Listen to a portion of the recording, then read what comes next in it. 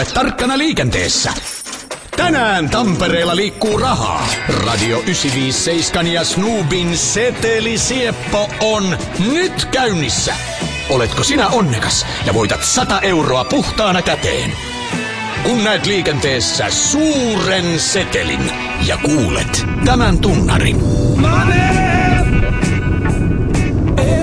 Soita 020 345 957 ja kerro missä päin raha liikkuu. Ensimmäinen setelin bongannut voittaa 100 euroa riihikuivaa käteistä. Setelisieppo! Pidä silmät auki. Setelisieppo on käynnissä. Snoobi tietää missä raha liikkuu. Snoobi.fi